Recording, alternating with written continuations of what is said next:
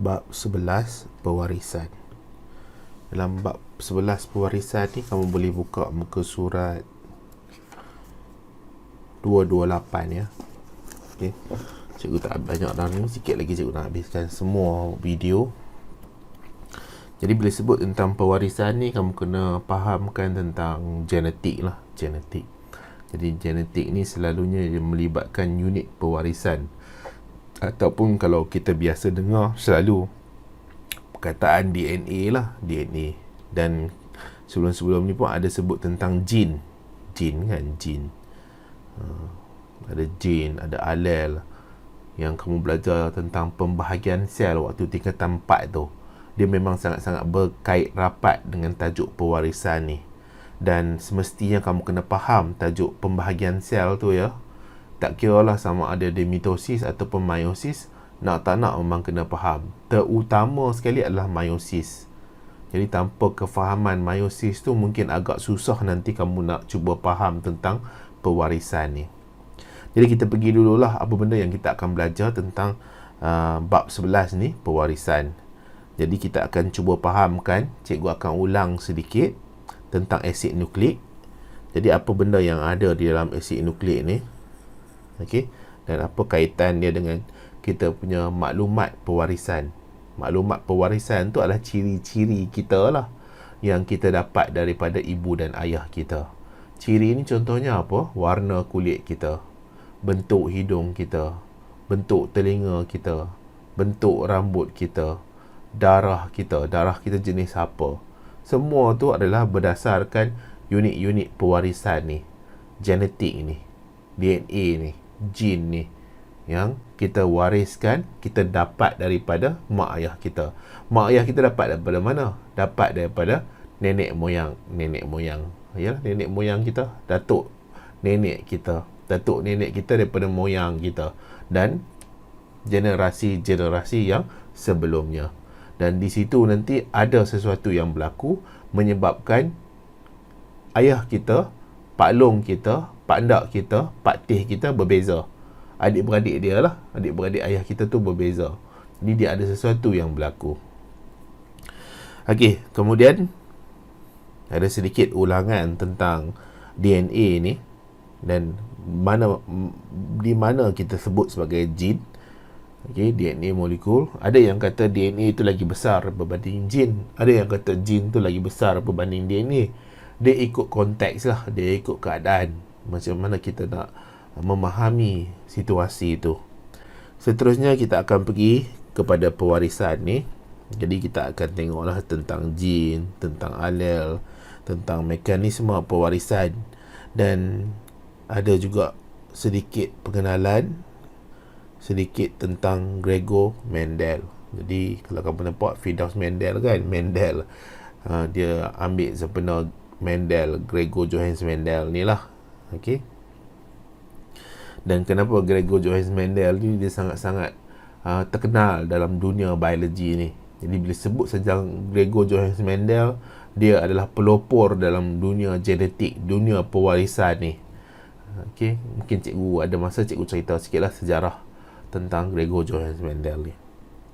Seterusnya cikgu nak ulang tentang pembahagian sel ni, terutama sekali yang melibatkan meiosis sedikitlah, supaya nanti bila kita masuk kepada sistem pewarisan tu, nak tak nak kita boleh faham lah sedikit sebanyak tentang perkara tu.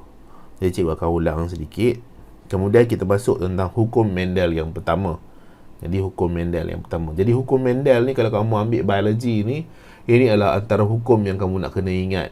Okay, hukum Mendel yang pertama. Fizik ada banyak hukum kan. Ada hukum termodinamik contohnya, dan hukum-hukum law, hukum Ohms, hukum apa lagi, banyak lah fizik. Dalam biologi ni tak adalah banyak sangat. Dia ada salah satunya adalah hukum Mendel. Jadi dia ada hukum Mendel yang pertama, ataupun dikenali sebagai hukum segregasi. Jadi berdasarkan yang ini, kita akan cuba fahamkan, kacukkan tu macam mana. Macam mana ciri-ciri dapat diwariskan kepada anak-anak. Ya, tapi cikgu tak terang lah yang ini dulu. Selalu cikgu masuk yang ini dulu. Okay, diagram-diagram ni cikgu masuk dulu. Seterusnya, ciri manusia. Okey, ciri manusia apa yang dominan. Jadi contohnya macam kamu terjumpa nanti satu hari dengan pasangan kamu. Jadi kamu jatuh cinta, kemudian kamu bertunang, kamu kahwin, kamu dapat anak. Jadi ciri-ciri apa yang kemungkinan besar ada pada anak kamu nanti, berdasarkan daripada ciri kamu dan isteri kamu, suami kamu. Yang mana satu dominan, yang mana satu resesif, yang mana satu kebarangkalian dia tinggi untuk anak kamu tu ada. Jadi ciri pada manusia. Kemudian kita akan cuba fahamkan hukum Mendel yang kedua, ataupun hukum pengaturan bebas. Hukum pengaturan bebas. Yang ini dia agak susah sikit ya. Hukum pengaturan bebas ni, hukum Mendel kedua. Dan cikgu harap cikgu dapat terang kepada kamu dan kamu dapat fahamlah tentang hukum pengaturan bebas ni. Kemudian kita akan cuba lihat tentang kumpulan darah. Walaupun kumpulan darah ni cikgu dah terang waktu tingkatan 4, bab yang ke-10 tentang pengangkutan, tapi cikgu cuba lagi lah untuk terang bagi kamu faham tentang kumpulan darah ni, ya. Jadi dia ada situ, nanti kita akan cuba fahamkan. Lepas tu kita ada pewarisan terangkai seks. Jadi bila sebut tentang pewarisan terangkai seks ni, dia melibatkan kromosom seks. Okey, dia ada macam-macam ya, kromosom seks, sel pembiakan, reproductive cell, dia ada autosom. Okey, yang ini dia melibatkan kromosom seks. Kromosom seks ni kromosom yang nombor 44 dan 46, ataupun pasangan yang 23. Yang itu yang menentukan pencirian bagi lelaki dan perempuan tu. Sebab itulah dinamakan sebagai pewarisan terangkai seks. Okey, dia melibatkan XY atau XX ni.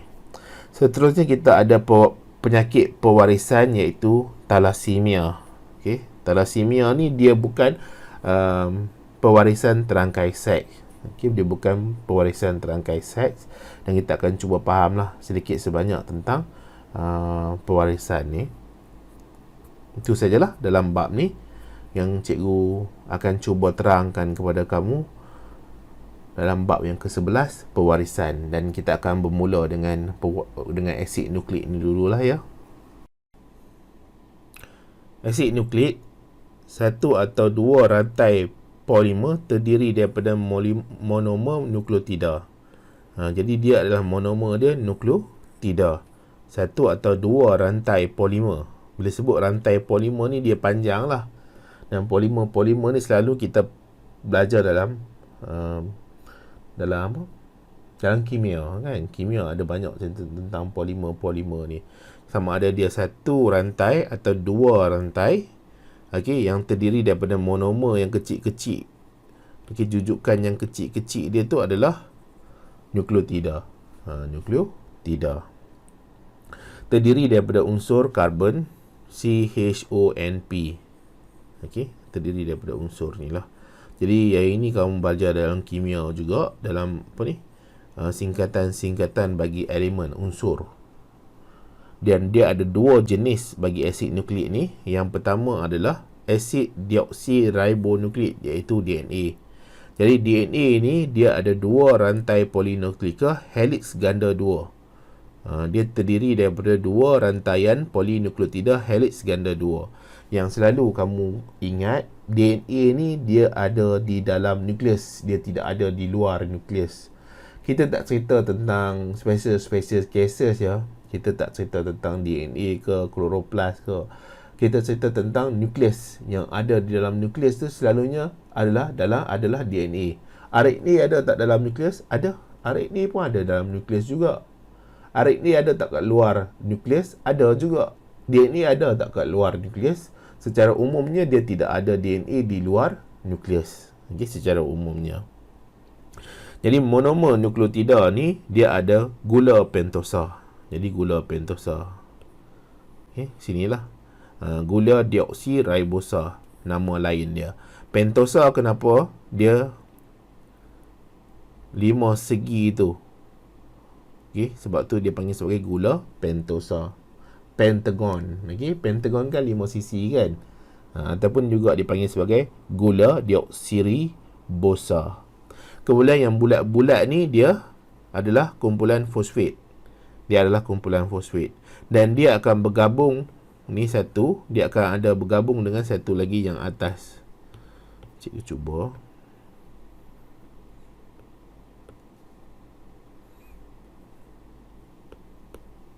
Okey, dia ada satu. Kemudian duplicate, dia bergabung dengan yang atas. Kemudian hasil gabungan dia ni, dia akan gabung dekat sini lah, dengan fosfat dengan pentosa.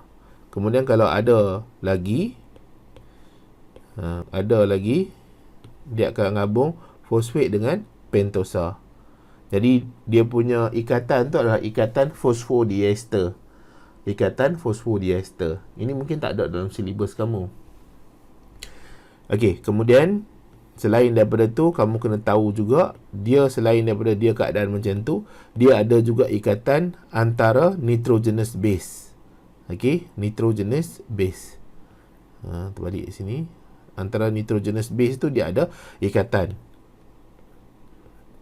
Dia ada ikatan antara satu nitrogenous base dengan satu nitrogenous base untuk satu nukleotida ni. Okey, untuk bahagian ni lah, untuk bahagian monomer nukleotida ni. Jadi nitrogenous base ni dia ada 4 jenis, sama ada dia A, T, C, G.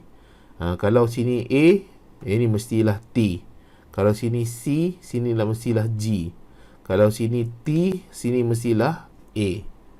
Jadi kat tengah-tengah ni adalah ikatan hidrogen. Dia punya ikatan tu, macam mana dia nak membentuk nanti.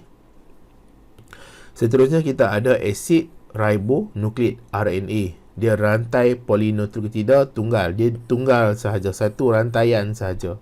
Dia lebih pendek daripada DNA. Base bernitrogen dia lain sikit berbanding dengan tadi yang atas DNA tadi, ATCG, dia AGCU. AGCU. Cikgu pun kadang-kadang selalu tertukar jugalah. Okey. Hopefully kamu tak tertukar lah, kamu yang nak jawab exam. Kalau kamu tertukar nanti, kamu kuranglah markah kamu nanti. Jadi terlibat dalam proses sintesis protein. Jadi untuk sintesis protein, sama ada nak hormon, nak sintesis hormon, nak sintesis enzim, jadi dia akan gunakan RNA. RNA ni dia pergi dekat DNA nanti, ada pembentukan RNA dekat DNA, keluar daripada nukleus, dia pergi ke ribosom. Di ribosom tu nanti dia akan bagi tahu dekat ribosom untuk hasilkan protein jenis apa. Sama ada menghasilkan enzim ke, sama ada menghasilkan hormon ke, dia akan bagi tahulah. Dia menghasilkan globulin ke, jadi dia akan bagi tahu dekat ribosom tu. Jadi ada 3 jenis RNA ikut kepada fungsi dia lah. Yang pertama adalah RNA pengutus. Jadi RNA pengutus ni mRNA. Ini singkatan yang memang digunakan secara international ya. International standard. Boleh guna singkatan mRNA ni ataupun nama panjang ni messenger RNA.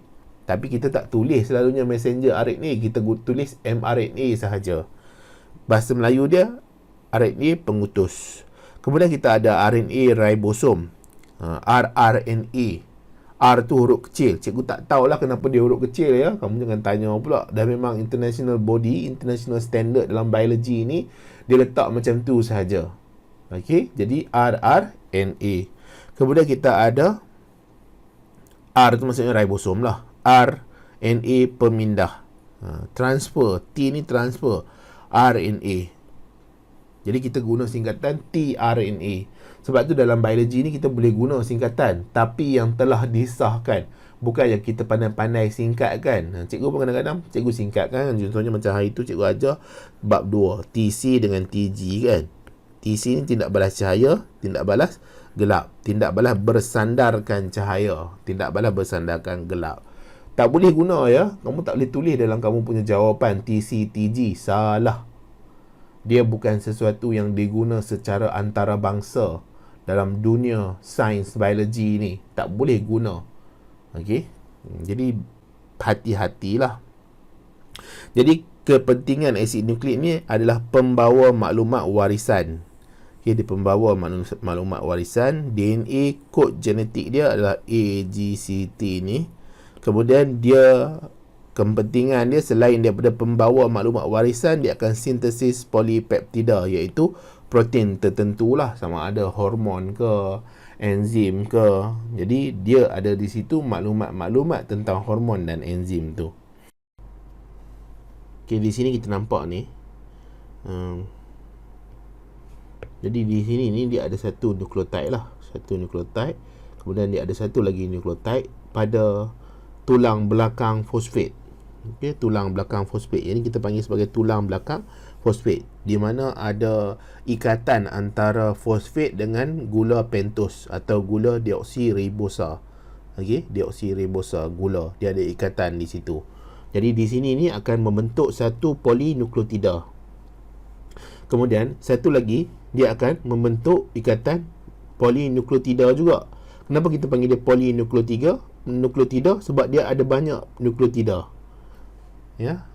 Jadi ada satu polinukleotida, kemudian dia ada satu lagi polinukleotida.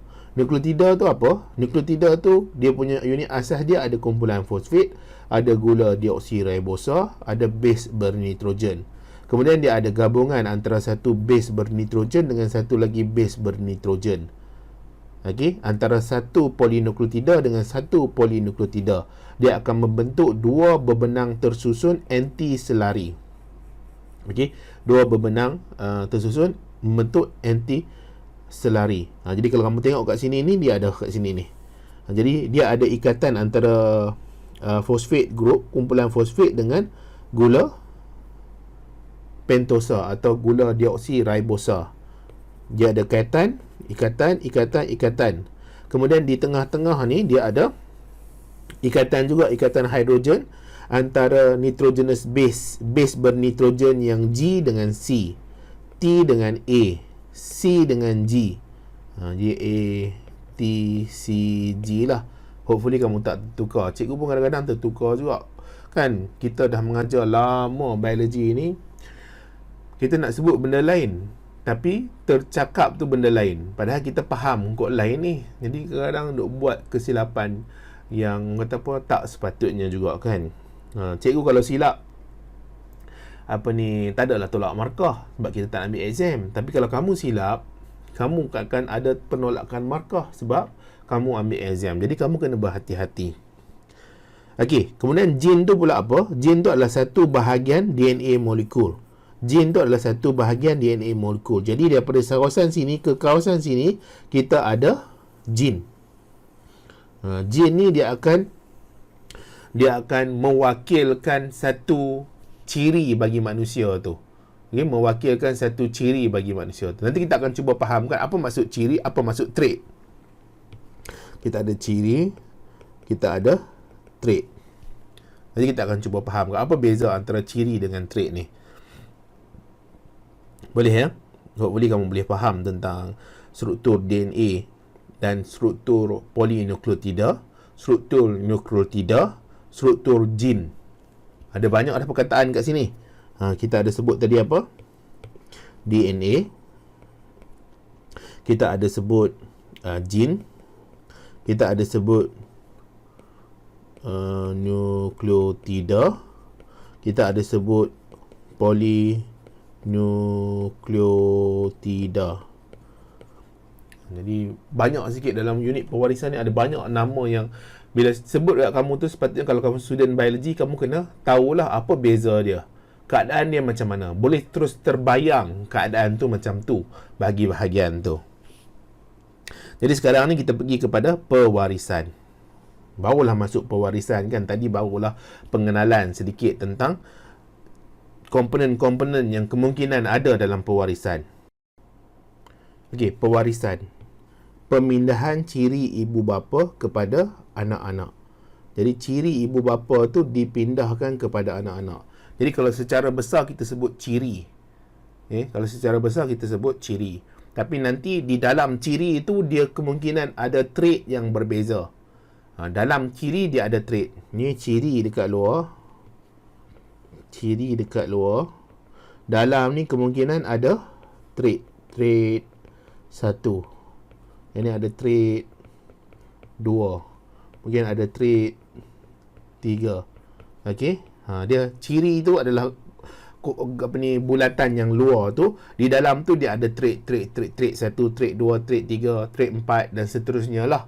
Dia lebih kurang macam tu. Jadi ciri tu lagi besar ya. Jadi kita ada ciri. Kemudian jin tu apa? Unit asas pewarisan yang akan kawal trait tertentu. Jin pula dia akan kawal trait tertentu. Satu jin tu kemungkinan dia kawal trait 3. Satu jin kemungkinan dia kawal trait 2. Satu jin kemungkinan kawal trait 1.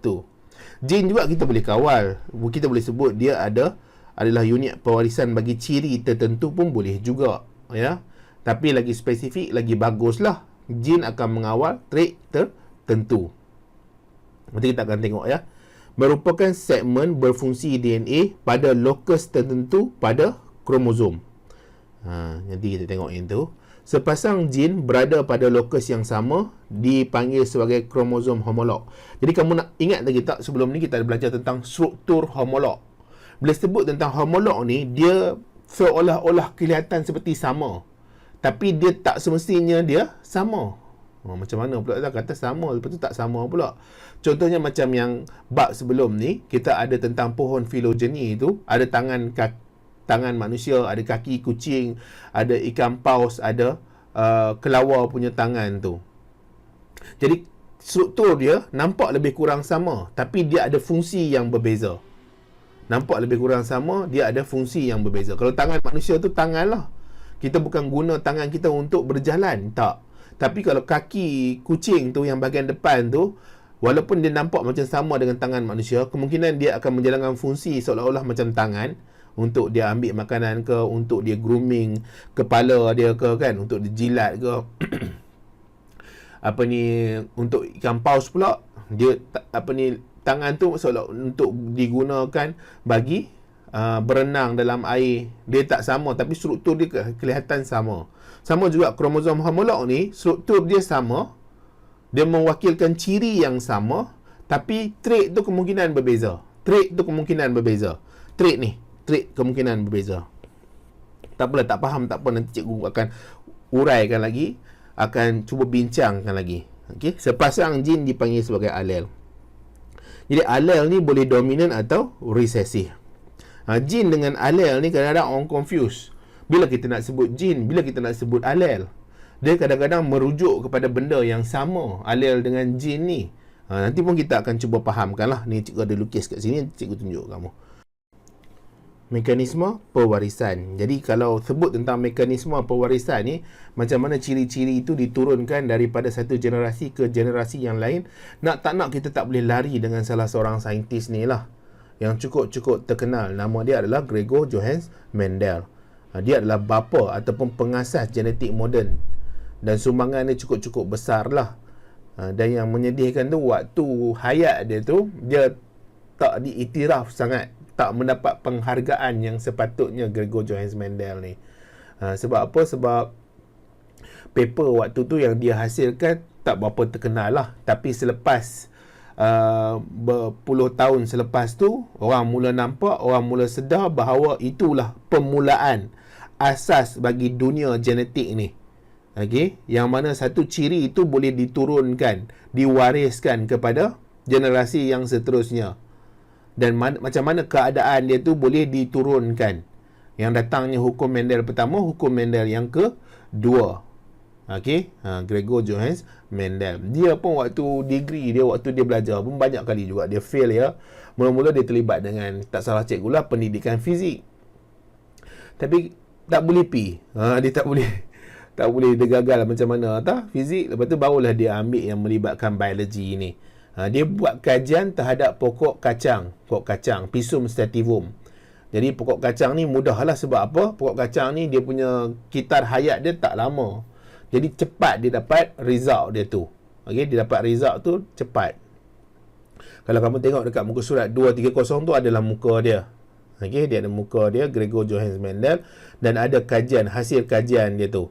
Dan sampai sekarang, siapa saja yang nak belajar biologi, belajar genetik, nak tak nak mesti kena sebut nama dia dulu. Sebab dia adalah pengasas utama ilmu yang dia buat, eksperimen yang dia buat tu.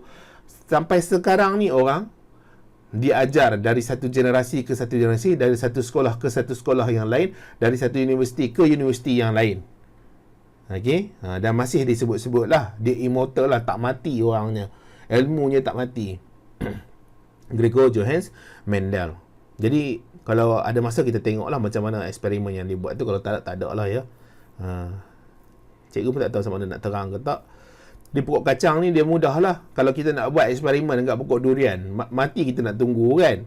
4-5 tahun baru berbuah. Lepas tu kita nak pergi kacuk pula buah tu. Nak tunggu lagi 4-5 tahun pula. Tahu lah kita. Jadi buat kat pokok kacang ni senang. Okay? Mungkin 2 bulan ke 3 bulan ke dapat hasil. Kemudian dalam masa 1 tahun tu kita siapkan kita punya eksperimen tu. Jadi ini yang melibatkan eksperimen Mendel lah tentang kacang Pisum sativum yang mempunyai 7 ciri. Kamu boleh baca dalam muka surat 230 tu. Jadi mekanisme pewarisan ni Gregor Johannes Mendel dia guna kacang P. Di situ ada genotip dengan fenotip. Nanti cikgu terangkan lah. Okey, sekarang ni kita nak tengok apa maksud gene tadi tu. Okey, gene. Cikgu ambil lah sini satu ya. Nanti memang nak terang lagi pula. Ulang banyak kali. Cikgu akan ulang banyak kali lah. Kemudian gene ni, dia ada satu kromosom lah ni. Kromosom. Di kromosom ni, dia ada struktur. Yang ini kita panggil sebagai gene. Gene yang pertama lah. Kemudian, minta maaf lah ya, bunyi handset pula dah. Waktu ni lah handset ni nak bunyi. Kita ada gene yang kedua. Kemudian kita ada mana tu? Mana ni? Kita ada gene yang ketiga. Gene yang pertama ni dia mungkin melibatkan ciri kulit. Kulit tu hitam ke putih ke. Okey, gene yang kedua ni menggunakan, dia mungkin melibatkan ciri rambut. Okey, gene yang ketiga ni dia mungkin melibatkan ciri hidung, bentuk hidung. Okey. Jadi dia sepanjang kromosom tu daripada hujung ke hujung tu dia ada gene. Komposisi gene. Yang gene ni adalah struktur DNA ni, polinukleotida, satu bahagian daripada DNA molekul. Jadi kita ada panjang kita punya DNA molekul ni, okey, yang terdiri daripada dua rantaian polinukleotida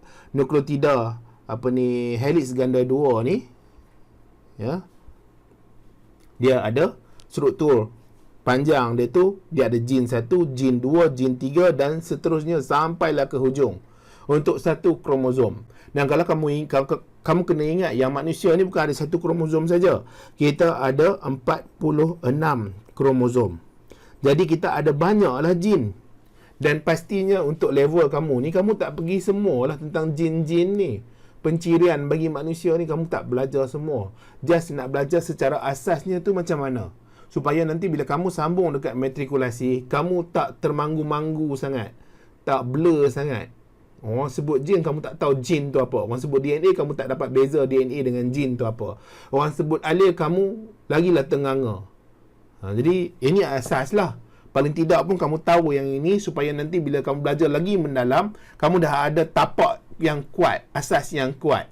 Okey, asas yang kuat. Jadi kita ada gene 1, gene 2, gene 3 sampailah ke hujung yang terletak dalam satu kromosom. Jadi dalam kromosom ada apa? Ada DNA. Okey, kromosom dalam kromosom ada DNA. Kamu jangan ada beza, tak faham pula macam nak bezakan kromosom dengan DNA pula. Jadi dia melibatkan bahagian yang lebih kurang sama lah, walaupun perbezaan itu ada di situ. Okey, kemudian yang ni kita panggil ciri. Yang ni semua ni adalah ciri. Ni ciri. Kulit, rambut, hidung ni ciri. Okey, cikgu tukar warna lain. Ciri. Kemudian dalam ciri itu dia ada trait. Cikgu ada buat tadi, taklah cikgu ada buat kan. Ada ciri. Kemudian dalam ni dia ada trait. Trait 1, trait 2, trait 3 dan seterusnya lah. Tapi untuk level kamu belajar 2 sajalah trait dia. Okey, 2 saja. Iaitu trait yang melibatkan dominan dan resesif. Okey, trait yang melibatkan dominan dan resesif. Okey. Cikgu pindah ni. Jadi ciri tu besar, trait tu kat dalam. Jadi dekat jin ni, dia kemungkinan kulit ni warna dia cerah, warna gelap. Jadi yang ini adalah trait 1 lah, yang ni adalah trait 2. Tapi dia merujuk kepada ciri yang sama, iaitu melibatkan kulit. Sama juga rambut dia boleh juga trait 1, T1, kulit rambut kerinting. T2 rambut lurus. Okey, T2 rambut lurus. Boleh ya? Jadi dia boleh dalam keadaan tu jin 1, jin 2, jin 3 kromosom. Ya. Jadi cikgu tak pastilah kamu faham ke tak. Kalau kamu tak faham, kamu boleh mesej cikgu kat bawah tu, ruangan komen, cuba komenkan. Tak apa, tak ada masalah. Kamu boleh tulis kalau tak faham. Okay, janganlah risau cikgu kecil hati ke tak ke. Kamu tulis je kat mana yang kamu buat tak faham tu. Mungkin nanti, ataupun mesej cikgu ke 011-3383-7470. Nanti mungkin kita boleh buat kelas online ke kan. Secara ringkas 15 minit ke 20 minit nak terangkan bahagian ni. Cikgu ulang lah. Jadi kita ada jin di situ, jin 1, jin 2, jin 3 dan seterusnya sampailah ke hujung. Jin ni terdiri daripada apa? Ni. Jin adalah satu bahagian daripada DNA molekul. DNA ni pula apa? DNA yang tadi cikgu sebut tadi. Dua rantaian polinukleotida helix ganda 2. Yang ini ni. Tiba pula dia hilang. Okey. Helix ganda 2. Yang ni yang pertama, yang ni yang kedua. Ni yang pertama, ni yang kedua. Rantaian polinukleotida ganda 2. Okey, DNA berbenang tersusun secara anti-selari. Kemudian kita ada kromosom homolog. Okey, kromosom homolog.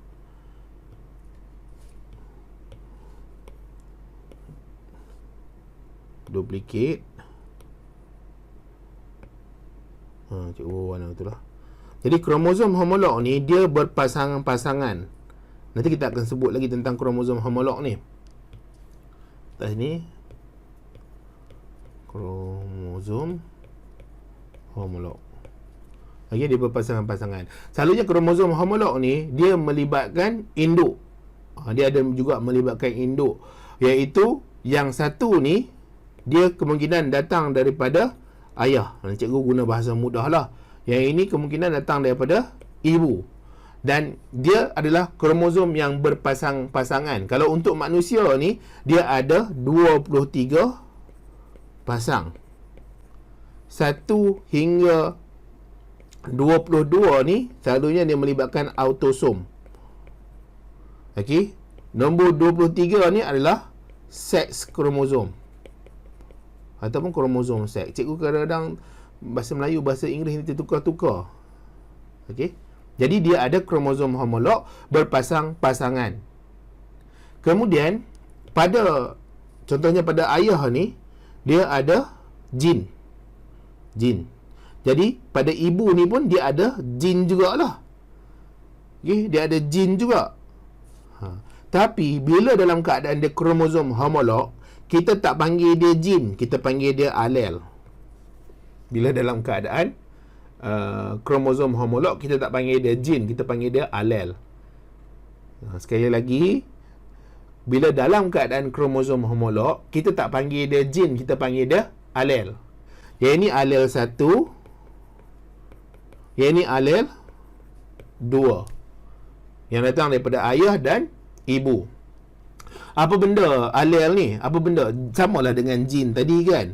Dia adalah mewakili ciri tertentu. Jadi kalau yang sini, tukar warna lain lah. Okay. Kalau sini, dia melibatkan ciri rambut. Dekat ibu ni pun mesti ciri rambut juga. Okey, ciri rambut juga. Ini dalam mana ni? Kromosom homolog dalam mana? Kromosom dalam homolog ni dalam anak lah. Dalam anak dia. Si ayah ni mungkin nama Ahmad. Ibu ni nama Siti. Jadi dia ada anak nama Syakirin. Jadi kromosom homolog ni dalam anak ni lah, Syakirin ni. yang ada tentang ciri rambut ni, yang mungkin ayah dia ni ciri alel dia tu, dia punya trait. Ni ciri rambut. Trait dia rambut kerinting. Okey, kalau untuk alel yang kedua ni, ciri rambut juga, dia tak boleh ciri lain ya. Dia tak boleh ciri lain. Ingat ya, kalau kromosom homolog, alel ni dia mesti ciri yang sama. Kalau sebelah ayah ni tentang rambut, sebelah ibu pun mesti tentang rambut juga. Dia tak boleh satu rambut, satu kaki, tak boleh. Itu bukan kromosom homolog. Itu non-homologous kromosom. Bukan kromosom homolog. Okey, dia mesti kalau diduduk pada locus. Tempat ni kita panggil sebagai locus. Tempat ni kita panggil sebagai locus. Tempat ni kita panggil sebagai locus. Okey, jadi trait dia rambut kerinting. Ibu, trait dia boleh rambut kerinting.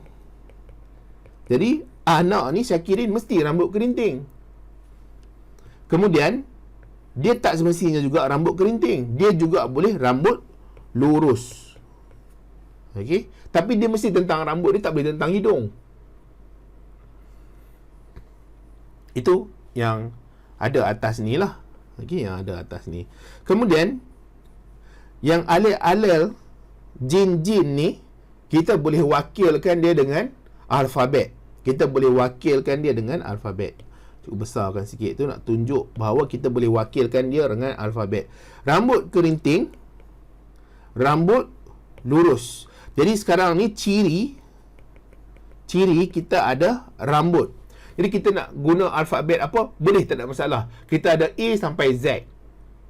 Kita ada A sampai Z. Kita nak guna alfabet apa pun tak apa, tak ada masalah. Kecuali kalau soalan tu dia dah bagi alfabet tertentu untuk kita. Okey? Dia dah bagi alfabet tertentu. Contohnya kamu nak guna R ni. Dia tak ada masalah, boleh guna R. Kalau rambut kerinting, dia rambut kerinting apa ya? Dominan ke resesif? Dalam buku ni ada, tak salah cikgu lah.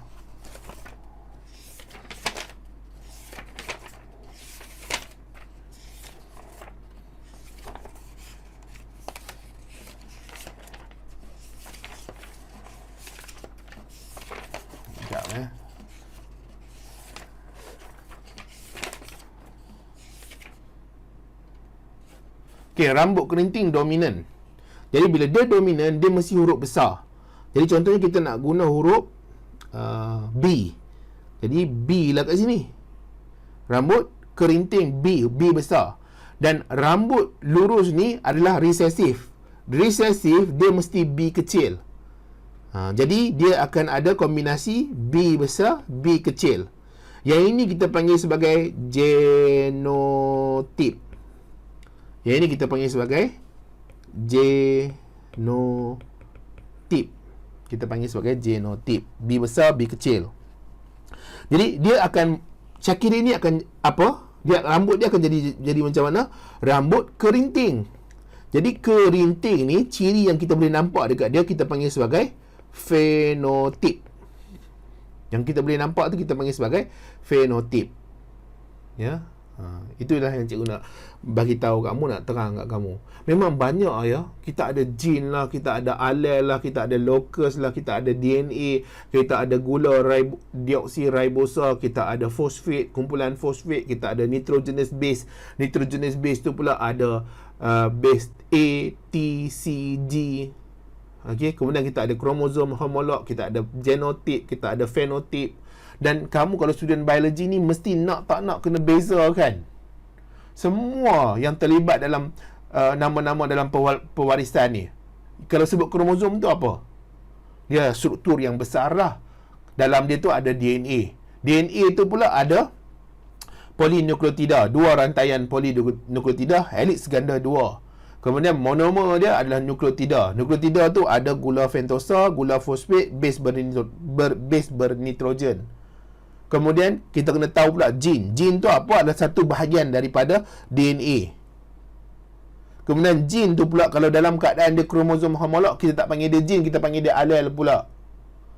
Kemudian dalam alel tu, dalam gene tu, dia akan mewakilkan ciri-ciri yang tertentu. Kalau kromosom homolog alel 1 dengan alel 2 tu, yang dia pada lokus yang sama, dia adalah untuk satu ciri sahaja. Dia tak boleh dua ciri yang berbeza. Dalam ciri itu pula, dia kemungkinan ada trait yang sama, ada trait yang berbeza. Trait pula dah. Ya. Itu sajalah yang untuk sedikit pengenalan tentang bahagian-bahagian tu. Sekarang ni kita pergi kepada sedikit pengenalan lah, ulangan balik untuk bab pembahagian sel yang tingkatan 4 dulu, supaya nanti kamu dapat kaitkan lah kenapa kita kena belajar dulu pembahagian sel, baru kita boleh belajar tentang pewarisan ni. Jadi kita ada ni gambar ni. Ni cikgu ulang sajalah ya. Ya, cikgu ulang saja.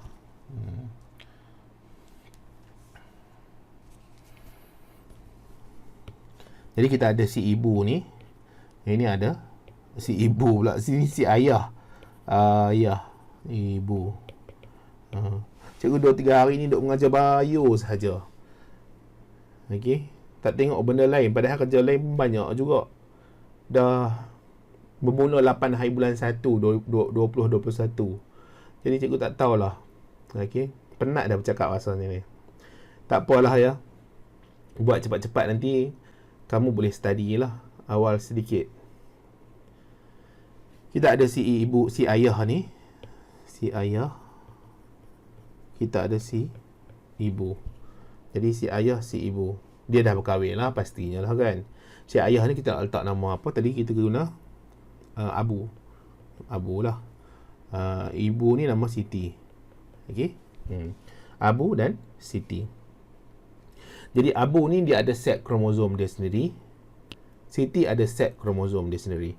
Kromosom ni dalam apa? Dalam nukleus. Dia kena ada dalam nukleus. Kalau sebut tentang manusia, dia nak tak nak mesti 46 kromosom. Manusia ni 46 kromosom. Tak boleh kurang, tak boleh lebih ya. Kurang lebih itu semua akan menyebabkan masalah nanti. Jadi ayah dan ibu, iaitu Abu dan Siti. Jadi Abu ni dia ada 46 kromosom. Siti ada 46 kromosom.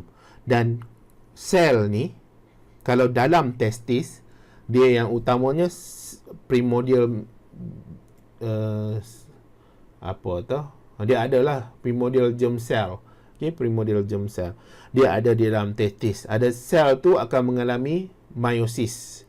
Jadi bila dia mengalami meiosis di dalam testis ni, testis Abu ni, okay, testis Abu ni akan mengalami meiosis. Jadi bila dia mengalami meiosis, dia akan menghasilkan sperma.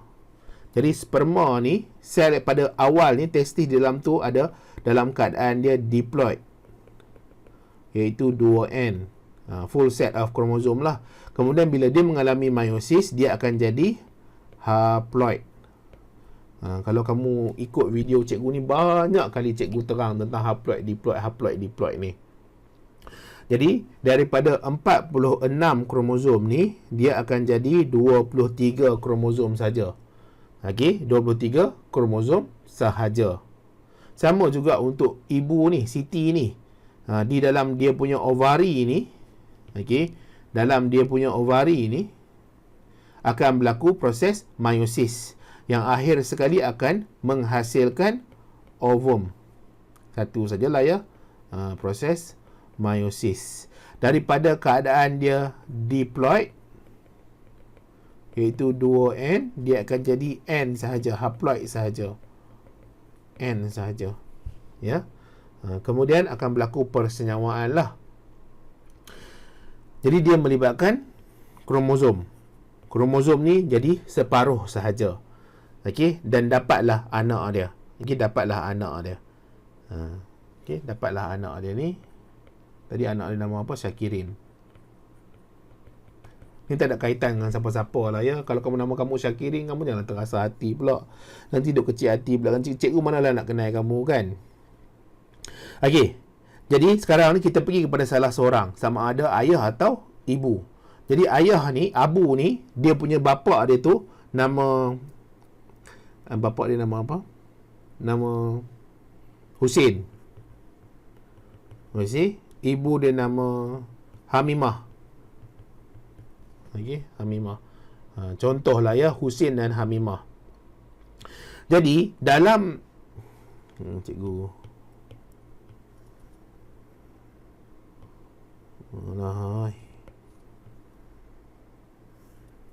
bawa ke bawah ni. Jadi si Abu, dapatlah Abu ni. Kita pergi kepada yang bapa sahaja. Jadi Husin dan Hamimah ni adalah ibu dan ayah kepada Abu. Ibu dan ayah kepada Abu. Jadi waktu proses meiosis akan berlaku sinapsis. Okey, akan berlaku sinapsis. Sinapsis tu apa? Ni refresh balik lah ya, yang pembahagian sel waktu tingkatan 4. Yang mana ada pembentukan kromosom homolog. Okey, ada pembentukan kromosom homolog. Okey, antara kromosom Husin dan kromosom Hamimah dalam Abu ni. Sebab Abu ni dia punya ciri separuh ni, besarkan sikit, separuh daripada 46 ni datang daripada Husin. Separuh lagi datang daripada Hamimah. Okey. Jadi 23 Husin, 23 Hamimah, yang jadi 46. Kemudian Husin dengan Hamimah punya kromosom ni, dia akan ada proses sinapsis. Okey, dia akan ada proses sinapsis. Dia akan membentuk kromosom homolog. Dan dia akan berpasang-pasangan daripada pasangan yang pertama sehinggalah pasangan yang ke-23. Yang ni berlaku di mana? Di dalam testis ya. Dia tak berlaku dekat tempat lain, Dia berlaku di dalam testis, ada pembentukan kromosom homolog. Satu ni datang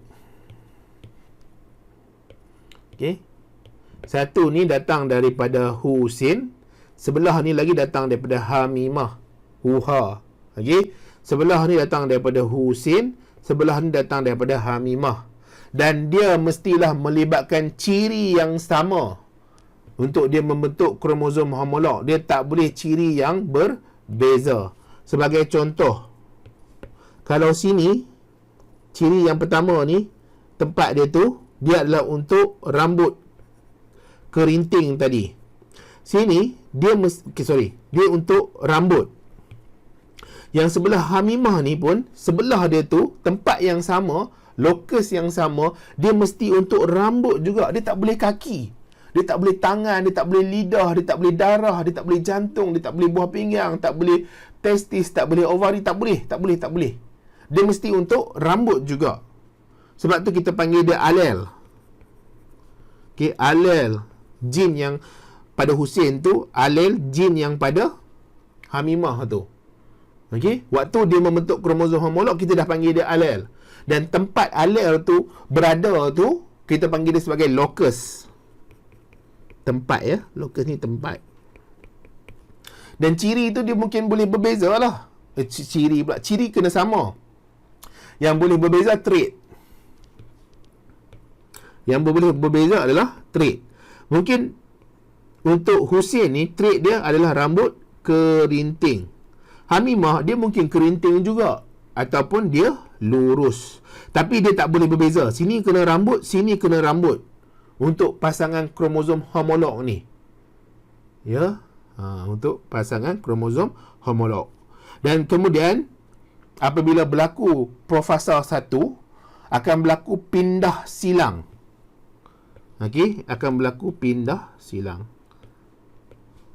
Akan berlaku, tak pernah nampak lah pula, pindah silang. Pindah silang pada kromosom. Okey, kromosom homolog tu antara Husin punya kromosom dengan Hamimah punya kromosom ni akan ada pindah silang. Okey, dia akan bercampur nanti. Itu yang menyebabkan kamu, abang kamu, kakak kamu, adik kamu semua berbeza. Walaupun datang daripada DNA ibu dan ayah kamu, datang daripada DNA alel jin nenek moyang kamu. Sebab apa? Sebab berlaku pindah silang, kita tak tahu ciri mana yang berpindah tu. Okey, ciri mana yang berpindah tu. Sebab tu dia melibatkan variasi, nanti belajar dalam bab yang ke-12. Akan berlaku pindah silang. Okey, akan berlaku pindah silang. Dan ini ada 23 pasang lah. Dan 23 pasangan yang terakhir ni akan membawa ciri jantina. Okey, pastinya kalau untuk Husin, dia ada X dan Y. Kalau untuk Hamimah, dia hanya ada sama ada X atau X lah kan. Hanya ada X sajalah. Okey. Maksudnya Husin ni akan menentukan anak tu lelaki atau perempuan. Kalau dalam sperma Husin adanya, okey, sorry, bukan macam tu. Jadi Husin ni confirm lah dia adalah Y. Dia mesti Y. Sebab apa? Sebab anak dia ni, Abu ni adalah lelaki. Jadi nak tak nak Husin punya kromosom tu, lelaki tu adalah Y. Hamimah ni mesti X. Jadi dalam Husin tu dia ada Y di sini. Dan Hamimah akan bagi X. Sebab tu dia akan ada X, Y. Dan dalam sperma Abu tu nanti, dia boleh sama ada X atau Y sahaja. Dia tak boleh bawa dua-dua. Kalau bawa dua-dua tu, dia akan menyebabkan mutasi. Nanti kita tengok lagi lah yang ini, ya, untuk penentuan jantina anak ni. Okey. Jadi daripada 23 ni, daripada 23 pasang ni, 46 kromosom ni, hanya 23 sahaja yang dalam sperma. 23 sahaja yang dalam sperma. Dan akan berlaku persenyawaan, 23 masuk ke dalam ovum. Dan akan membentuk zigot. Okey. Dan zigot ni akan mengalami mitosis. Dia akan jadi embrio. Jadi embrio ni akan membesar menjadi fetus. Ada proses mitosis lagi, ya. Dan fetus ni akan jadilah, iaitu anak Abu ni, Syakirin. Jadi Syakirin pun besar lah. Jadi ini cikgu ulang sekali lagi tentang alel, tentang pindah silang, tentang meiosis. Dan kalau kamu tengok kat sini, kita ada rambut tadi kan. Jadi kita boleh wakilkan dengan alfabet. Untuk yang ciri bagi rambut Husin ni, dia rambut kerinting, dia dominan. Kita nak guna D. Okey. Kalau Hamimah, dia lurus. Lurus, dia adalah resesif. Resesif dengan dominan, dominan akan menang, resesif kalah. Jadi dia punya genotip dia, penulisan dia adalah D besar, D kecil. Ini adalah genotip. Kalau fenotip pula, fenotip ni, dia ciri yang kita boleh nampak pada Abu. Ciri apa yang kita boleh nampak pada Abu? Ciri rambut kerinting. Okey, rambut kerinting. Itu kita panggil sebagai fenotip. Okey, kita panggil sebagai fenotip. Kemudian D ni, D besar, D kecil ni, yang ini kita panggil sebagai heterozigot. Sebab dia ada campur antara dominan dengan resesif alel. Dia ada campur dominan dengan resesif alel, kita panggil heterozigot. Kalau dia dua-dua huruf besar, kita panggil dia homozigot dominan. Dominan. Kalau dua-dua huruf kecil, kita panggil dia homozigot resesif. Okay, homozigot resesif. Itu cikgu dah terangkan lah. Hopefully kamu faham. Jadi akan berlaku meiosis lah. Di meiosis ni, di profasa 1 ni, kromosom homolog akan berpasangan melalui proses sinapsis. Dia akan membentuk bivalent tetrad. Kemudian pindah silang akan berlaku di kiasma. Tempat ni kita panggil sebagai kiasma. Jadi meiosis tu penting. Ya. Kemudian yang ini yang Mendel buat lah. Mendel buat pada pokok kacang. Okey, Mendel buat pada pokok kacang. Dia ada tinggi pokok. ketinggian pokok, ada pokok tinggi iaitu dominan, kerdil, resesif. Warna bunga dia ada ungu, putih. Ungu tu dominan, putih tu resesif. Kedudukan bunga ada axial dengan terminal. Axial tu bahagian tepi-tepi, terminal hujung lah. Okey, dominan, resesif. Bentuk lengai, bentuk kelongsong dia tu kamu boleh tengok dekat muka surat 230 ya. Dan yang seterusnya, dominan ni dia kalau duduk, dominan duduk dengan dominan, kita panggil dia sebagai homozigot dominan. Kalau dominan dengan huruf dominan dengan resesif, kita panggil dia homozigot heterozigot. Okey, heterozigot. Kalau dia huruf kecil homozigot resesif. Cikgu pun tulis tak betul dah. Jadi ini sedikitlah pengenalan tentang sebelum kita nak masuk kepada hukum Mendel yang pertama. Kita nak masuk hukum Mendel yang pertama, kita nak kenal tentang genotip, fenotip, alel, gene yang datang daripada ibu, datang daripada ayah, jadi anak dia. Ya. Okey, sekarang ni kita masuk pula kepada hukum Mendel yang pertama. Hukum Mendel yang pertama atau hukum segregasi. Jadi ini dia ada penerangan dia, tapi cikgu tak nak pergi dulu penerangan dia, cikgu nak terus buat. Okey, yang kacukan monohybrid. Kacukan monohybrid ni tak susah sangatlah. Okey, bila kacukan monohybrid ni selalunya kita nak tunjuk kepada kamu, kita akan buat pure breed dulu. Pure breed tu maksudnya ciri dia tu dia mesti homozygous recessive dengan homozygous dominant. Dia mesti homozygous recessive kacuk dengan homozygous dominant, ataupun homozygous dominant kacuk dengan homozygous recessive. Mana-manalah, tak ada masalah. Jadi kita pergi kat sini dulu. Okey. Dan kamu boleh buka muka surat 230 tu ya. 230 dia ada bersebelahan tentang kacukan monohybrid yang dijalankan oleh Mendel ni. Kita ada pokok tinggi, bakal tulen, pokok rendah, bakal tulen. Bakal tulen tu maksudnya dia homozygous dominant dan homozygous recessive. Dia tak boleh heterozigot. Heterozigot tu dia bukan bakal tulen lah. Okey, untuk tinggi kita nak guna huruf apa? Kalau dalam buku tu dia guna T. Jadi kalau cikgu nak guna T pun boleh jugalah. Cikgu tak nak guna T pun tak apa. Cikgu nak guna apa? Cikgu guna B. Jadi B untuk tinggi. Jadi B kecil ni adalah untuk rendah. Disebab untuk ketinggian pokok ya. Ketinggian pokok ni dia ada tinggi dan rendah dekat muka surat 230 tu. Jadi sekarang ni cikgu kena tulis dulu fenotip induk dulu. Ni tepi-tepi ni penting ya. Kamu jangan tak tulis pula tepi-tepi ni. Ada markah ni, kalau tidak tak tahu apa benda yang kamu tulis. Dia seolah-olah macam tajuk, macam label bagi apa kerja yang kamu buat tu. Jangan tak tulislah, tulis. Jadi kita ada fenotip induk, ada tinggi dan kerdil. Rendah lah kan? Kerdil rendah. Jadi bakal tulen dia kena homozigot dominant atau resesif. Jadi tinggi ni dia dominant. Jadi dia mestilah B besar. Kalau yang kerdil ni mesti B kecil. Boleh ya? Yang ini dalam keadaan apa ni? Dalam keadaan dia diploid. Okey, dalam keadaan dia diploid, dalam keadaan 2N.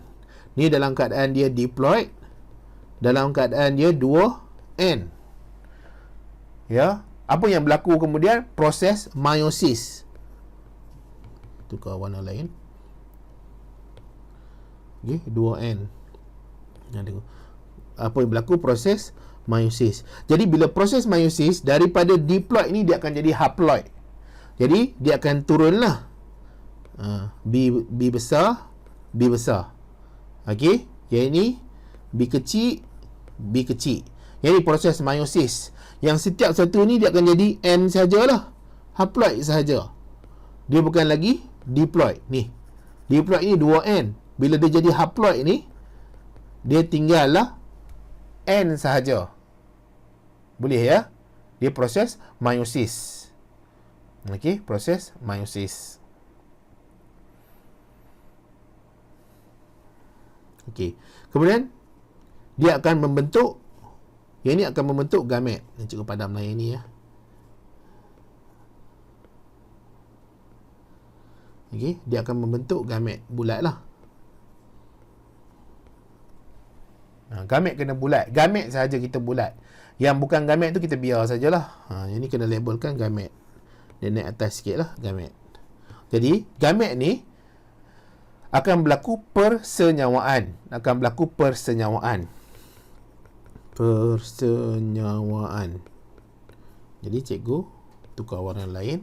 Jadi, yang ini kemungkinan induk ibu contohnya. Ibu, yang ini bapa. Tak kira lah pertumbuhan ni. Bolehlah ibu bapa mana-mana kan, sebab kadang-kadang dia bunga tu ada dua-dua. Okey, dia bisexual, ada dua-dua organ pembiakan pada pokok tu. Okey, jadi akan berlaku kacukan. Kalau sini ibu, sini ibu, tukar warna lain. Sini ibu, boleh tak ibu ni dia kacuk dengan ibu juga? Tak boleh lah. Boleh dia kacuk dalam yang sama. Contohnya ovum, takkan nak kacuk dengan ovum. Jadi tak boleh. Dia kena pergi kacuk dengan yang bapa ni, induk yang bapa tu. Jadi tak boleh kacuk macam tu. Okey, dia tak boleh kacuk, dia kena pergi kacuk sebelah sana. Jadi B besar, B kecil. Kemudian sama juga sini, dia akan pergi kacuk dengan yang satu lagi ni.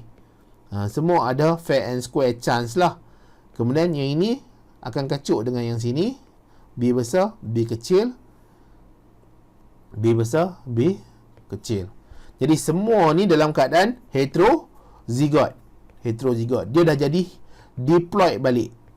Sebab apa? Sebab berlaku persenyawaan. Jadi ini adalah apa? Ini adalah genotip induk F1. F1 tu apa? Filial 1. Generasi filial 1. Kalau bahasa Inggeris dia filial generation. Okey, filial generation 1. F1. Kemudian apa dia punya fenotip? Fenotip yang ini dia tinggi. Sebab apa? Sebab dia ada B besar ni. Yang ini tinggi. Yang ini tinggi. Okey, tinggi lah. Fenotip. Jadi kamu kena labelkan fenotip. Jangan tak label. Kemudian selalunya ada buat ratio juga, tapi tak apalah. Sekarang ni kita kena sambung lagi.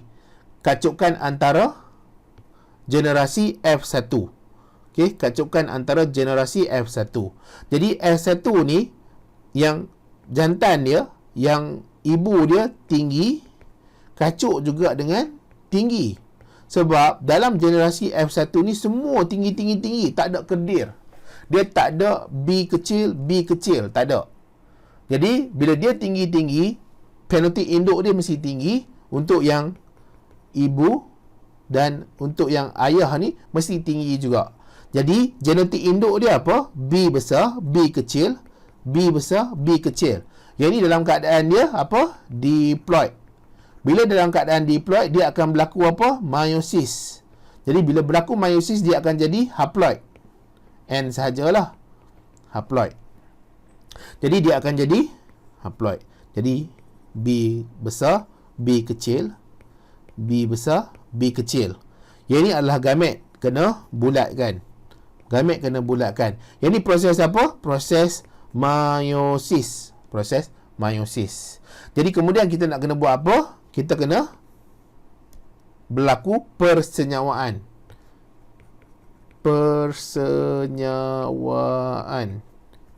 Okey. Jadi B besar, B besar, B besar, B kecil, B besar, B kecil, B kecil, B kecil. Okey. Jadi fenotip dia apa? Fenotip ni mesti tinggi. Yang ni tinggi. Yang ni kedil atau rendah lah.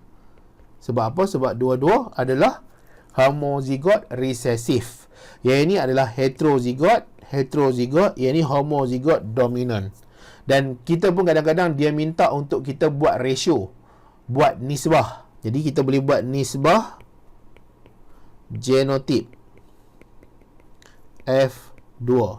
Nisbah genotip, kita ada genotip jenis B besar, B besar, B besar, B kecil, B kecil, B kecil. Jadi B besar ada berapa? Ada 1. B besar, B kecil ada berapa? Ada 2. B kecil ada 1. Satu lagi, dia mungkin suruh kita buat nisbah fenotip F2. Okey, nisbah fenotip F2. Jadi fenotip dia ada tinggi, ada nisbah rendah. Tinggi ada berapa? 3. 1, 2, 3. Yang rendah ada 1. Jadi ini adalah macam mana kacukan monohybrid. Jadi bila sebut tentang mono tu, dia melibatkan satu ciri sahaja. Kalau dihybrid, dia melibatkan 2 ciri. Okey, satu ciri ni adalah ciri bagi ketinggian. Tapi trait boleh berbeza lah. Trait dekat sini dia ada trait tinggi, ada trait rendah. Ciri melibatkan satu ciri sahaja. Monohybrid ni satu ciri. Satu ciri. Jadi kat sini dia ada 2 jenis trait. Trait dia apa? Trait dia tinggi dan rendah. Tinggi ni kita wakilkan dengan B besar, rendah ni dengan B kecil. Okey. Dan sekarang ni cuba kita baca apa dia hukum Mendel ni. Hukum Mendel, satu organisma dikawal oleh faktor dalaman. Dikawal oleh faktor dalaman apa? Alel. Tadi ni alel lah ni. Ni alel lah ni. Okey. B besar, B kecil ni ada pada kromosom. Ada di sini ni, iaitu yang melibatkan B besar dan B kecil. Di sini ni ada alel. Sini alel. Okey. Alel kenapa alel? Sebab dia dalam keadaan pasangan kromosom homolog. Okey, kromosom homolog yang wujud secara berpasangan ni. Wujud secara berpasangan. Kemudian daripada alel ni hanya satu sahaja daripada sepasang faktor ni akan diwariskan ke dalam gamet. Jadi kalau kamu nampak sini ni ada pembentukan gamet. Gamet. Dalam gamet ni ada dua-dua ke ada satu saja? Okey. Ada dua-dua ke ada satu saja? Sekali lagi cikgu tanya, ada dua-dua ke ada satu saja? Ada satu saja. Sebab apa? Proses meiosis. Dalam gamet ni, yang bulat ni, gamet. Okey, ada proses meiosis. Okey. Jadi kita cuba buat untuk manusia, tengok. Ada tak? Ciri manusia di sini. Kita nak ambil ciri apa? Kita nak ambil ciri ambil kerinting dan lurus lah kan, rambut. Kita nak buat pure breed. Okey, pure breed.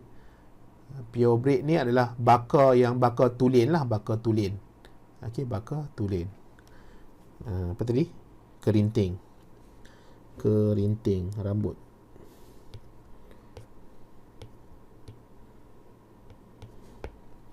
Rambut besar sikit lah. Rambut. Jadi kita ada ibu dan ayah lah. Ibu, ayah. Ibu dan ayah. Jadi ibu ayah ni mungkin Ali. Ibu ni mungkin Sakinah. Contohlah cikgu bubuh nama ya. Jadi bila kita buat baka tulen, kita nak letak siapa yang dominan. Dominan apa? Dominan kerinting. Kita letak ke ayah lah kerinting. Ibu lah kerinting. Jadi ibu ni rambut kerinting, ayah rambut lurus. Kerinting lurus. Jadi bila ibu tu rambut kerinting, dia kalau kita buat kacukan monohybrid yang jenis kacukan tulen, dia mesti pure breed baka tulen. Bila baka tulen tu, dia mestilah homozigot dominant dan homozigot resesif. Okey, homozigot dominant, homozigot resesif. Jadi sekarang ni untuk kerinting ni, homozigot dominant dia adalah kita nak guna huruf apa? Kita nak guna huruf D. D besar, D besar. Lurus, ayah lurus, huruf kecil, D kecil, D kecil. Okey. Kemudian apa yang kita kena buat? Kita kena buat dulu fenotip induk. Okey, ini ada tadi siapa? Ali. Ini ada Sakinah. Jadi Ali ni fenotip induk dia, Ali rambut lurus, Sakinah rambut kerinting. Ingat ya, bila sebut tentang fenotip ni, ciri yang kita nampak, kita tengok dekat orang tu, kita tahu dia rambut kerinting, rambut lurus.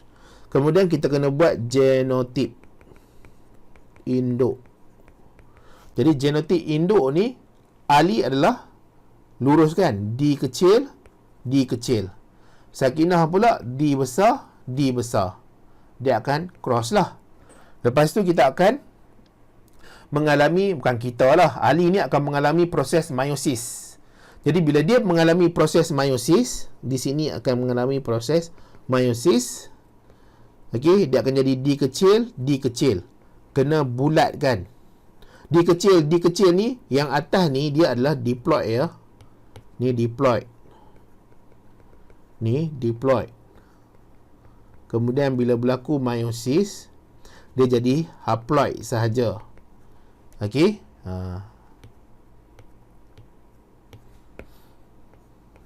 D besar. Kita bulatkan. Sebab apa? Sebab yang ini adalah gamet. Jadi kalau macam Ali ni, apa gamet dia? Gamet dia adalah sperma lah. Sperma. Yang ni sperma yang lain pula. Yang ini adalah ovum. Yang ini pun ovum juga. Tapi satu saja ovum yang akan bersenyawa dengan sperma. Kemudian apa yang berlaku? Berlaku persenyawaan. Iaitu yang ini boleh tak bersenyawa dengan yang ini? Kan? Kamu tengok betul-betul ni. Ni sperma ni, sperma. Takkan nak bersenyawa dengan sperma juga. Sperma bersenyawa dengan sperma nak jadi apa?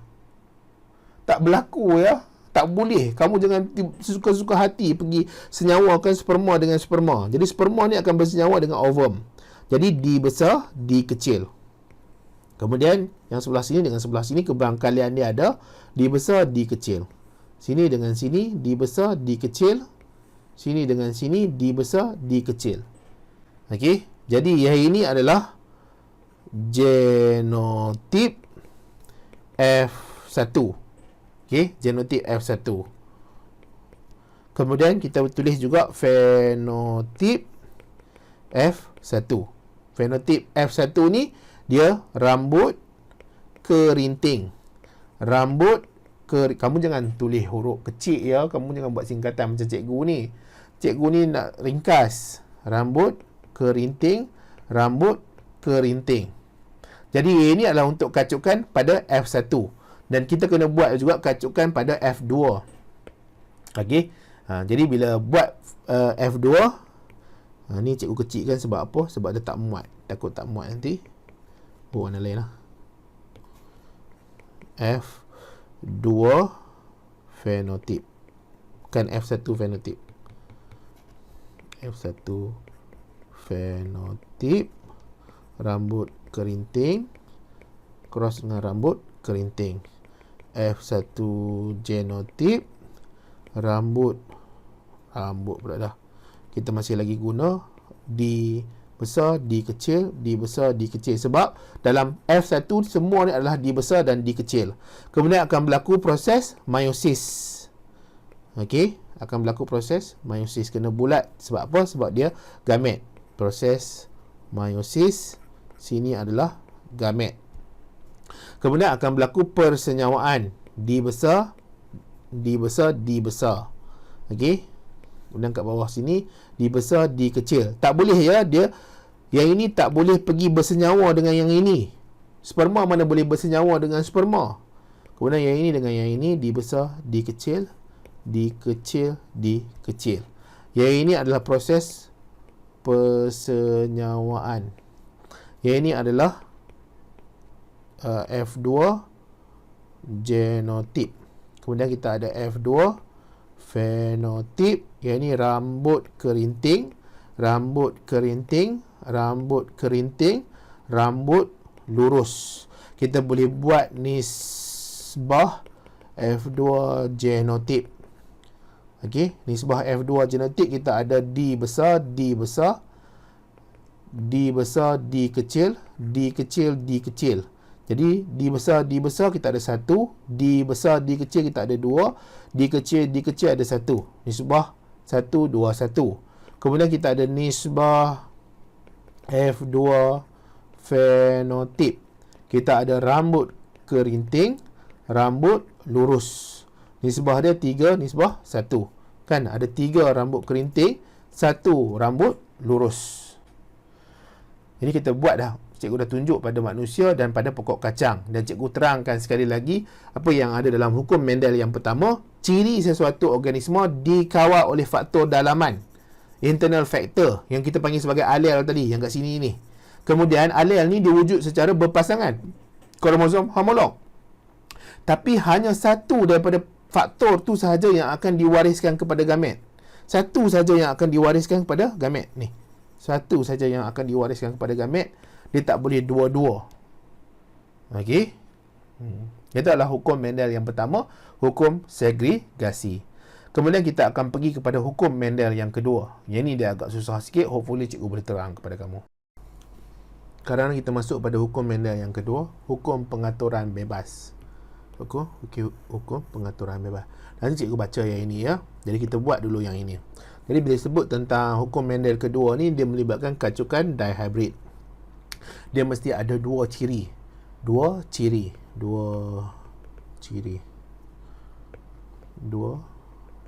Besarkan sikit. Okey, dua ciri. Dia melibatkan dua ciri. Tadi satu ciri saja, monohybrid satu ciri. Tapi trait mungkin ni boleh banyak ya. Trait mungkin boleh banyak. Angin pula ya. Dua ciri. Kita kamu punya level ni sampai dua ciri saja. Okey, sekarang ni kita tengok sini, dia ada tentang tinggi dan tentang bunga. Dia ada tentang tinggi dan tentang bunga. Jadi dua ciri lah. Jadi ciri ini dia ada tentang tinggi, tentang bunga. Tinggi ini dia mestilah ada kerdil dan tinggi. Kemudian bunga ni dia ada ungu, dia ada putih. Okey, ada dua dekat situ. Jadi ketinggian ni kita kena letak satu jenis sahaja. Dia tak boleh banyak alfabet. Jadi untuk tinggi ni kita guna T. Okey, tinggi guna T. Kalau yang kecil tu T kecil lah. Kemudian untuk bunga ni kita guna P. Satu lagi P kecil. Jadi cikgu guna buatlah ya.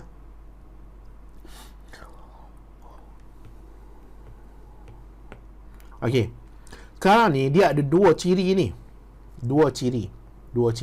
Kamu kena ingat, kena tulis fenotip induk, kena tulis genetik induk, jangan tinggal. Lepas tu tulis tinggi betul bunga ungu, kedil bunga putih. Dia ada T besar, P besar, T kecil, P kecil. Jadi kalau melibatkan kacukan tulen, selalunya kita buat kacukan tulen dulu. Yang dalam soalan tu dah kadang-kadang dia kemungkinan dia kacukan biasa saja, dia bukan kacukan tulen. Jadi kacukan tulen ni selalunya melibatkan homozigot dominan dengan homozigot resesif. Kacukan tulen. Kacukan tulen dia mesti homozigot dominan kacuk dengan homozigot resesif. Okay. Sekarang ni apa yang berlaku? Dia akan berlaku proses meiosis. Cikgu tukar warna. Nak warna apa ya? Merah lah.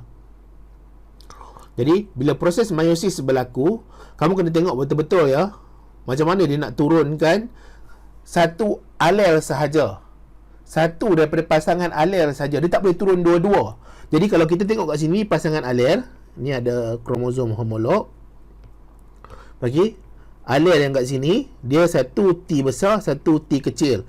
Jadi bila berlaku proses meiosis, hanya satu sahaja yang akan membentuk dalam gamet. Dia tak boleh bawa dua-dua. Yang ni dia diploid, yang ni dia haploid. Dia tak boleh bawa dua-dua. Jadi maksudnya T besar ni dua-dua tak boleh. Dia kena ada samalah salah satu. Okey? Cikgu tunjuk cara yang susah ni. Sebab apa, nanti dia ada cara yang mudah sikit, yang lagi simplified. Tapi cikgu takut nanti kamu tak faham. Okey, kamu tak faham. Jadi cikgu tak naklah terang yang itu. Jadi cikgu buat cara panjang sikit ni supaya nanti kamu nampak dia ada apa yang jadi. Okey, jadi sekarang ni kita ada T besar, T besar. Okey, T besar, T besar. Ini nak proses meiosis ya. T besar, T besar, P besar, P besar. T besar, T besar ni dia hanya satu sahaja yang akan membentuk gamet tu nanti. Jadi sama ada dia T besar sebelah sini atau T besar yang sebelah sini. Kemudian dia sama ada P besar atau P besar sebelah sini. Jadi untuk dia membentuk gamet tu, dia kena ada kombinasi T dengan P. Dia kena ada kombinasi T dengan P. Jadi dia sebelah sana lah, T, P. Jadi boleh tak dia pergi ke T ni? Tak boleh lah. Sebab hanya satu daripada alel tu saja yang akan membentuk gamet. Dia tak boleh bawa dua-dua T. Nanti dia akan jadi diploid juga. Dia kena jadi haploid. Jadi kat sini dia sebelah sana. T besar, P besar. Kemudian yang ini dengan yang ini, T besar, P besar, T besar, P besar. Jadi gamet dia semua yang ini. Okey. Ya. Semua sama kan? Tak ada beza. Jadi bila semua sama, tak ada beza, kita boleh letak T besar, P besar sekali saja. Tapi tak apalah, tak apa. Kemudian yang ini. Yang ini pun samalah. Kita ada T, ni proses apa? Proses meiosis. T besar, T kecil. Kemudian P besar, P kecil, P kecil.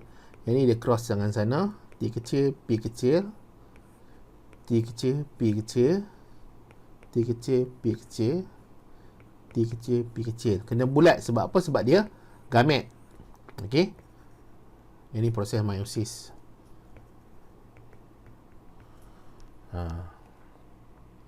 Dia macam tu. Kemudian kita buat kacukan lah. Jadi bila buat kacukan, sebenarnya bila kita buat kacukan, nanti kamu akan dapat satu jawapan saja, iaitu T besar, T kecil, P besar, P kecil. Semua sama. Kamu kacuk yang ini dengan yang ini, kamu akan dapat T besar, T kecil, P besar, P kecil. Kamu kacuk yang ini dengan yang ini, kamu akan dapat T besar, T kecil, P besar, P kecil. Boleh tak kita nak kacuk yang ini dengan yang ini? Tak boleh. Sebab kalau yang ini dia sama. Kalau yang ini kalau dia ovum sebelah ni. Kalau yang ini ovum, tak boleh. Dia kena pergi kat sebelah sana. Okey, dia kena pergi sebelah sana. T besar, T kecil, P besar, P kecil. Jadi genotik induk semua yang ini. T besar, T kecil, P besar, P kecil.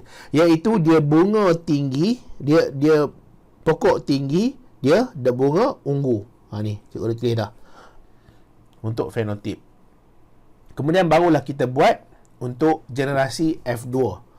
Okey, generasi F2. Jadi fenotip induk dia adalah tinggi bunga ungu, tinggi bunga ungu. Sebab apa? Semua dekat F1 ni adalah tinggi bunga ungu. Jadi apa dia punya genotip? T besar, T kecil, P besar, P kecil. Sini pun sama juga, T besar, T kecil, P besar, P kecil. Jadi dia akan jadi T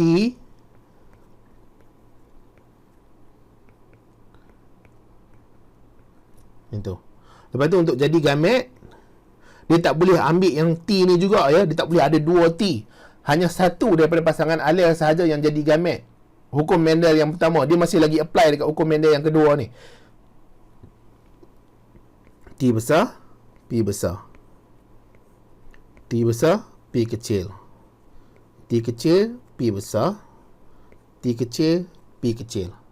Jadi kena bulatkan. Ini pun sama je sebenarnya. Sebelah sana. Ini proses meiosis ya. Ini bukan, kalau macam atas tadi dia dah masuk persenyawaan. Ini proses meiosis. Yang ini adalah proses persenyawaan antara dua organisma ni. T besar, P besar. T besar, P kecil. T kecil, P besar. T kecil, P kecil. Okey, gamet kena bulat. Gamet kena bulat. Yang ni proses apa? Proses meiosis. Kemudian kita kena buat kacukan. Pergi sana. Lepas tu pergi sana. pergi sana. Jadi dia banyak lah. Sebab tu kita buat Punnett Square. Punnett Square apa kita panggil bahasa Melayu?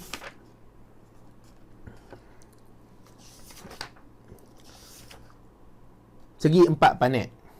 Okey. Segi 4 Punnett. Segi 4 Punnett. Jadi kita ada dekat sini TP. Okey. TP dekat sini, TP dekat sini, TP dekat sini, TP dekat sini. Yang ini dekat sini, yang ini dekat sini, yang ini dekat sini, yang ini dekat sini. Lepas tu kita cross lah. T besar, T besar. T besar, T besar, P besar, P besar. T besar, T besar, P besar, P kecil. T besar, T kecil, P besar, P besar. Dan kita buat seterusnya. Kemudian kita bubuhkan nama dia. Okey. Jadi dia ada apa? Tinggi bunga ungu. Okey, tinggi bunga ungu. Jadi sini adalah tinggi bunga ungu. Warna apa? Warna hijau. Okey, sini tinggi bunga ungu. Sini adalah tinggi bunga ungu. Sini adalah tinggi bunga ungu. Sini pula adalah tinggi bunga ungu. Sini adalah tinggi bunga putih. P kecil, bunga putih. Okey, sini adalah tinggi bunga ungu.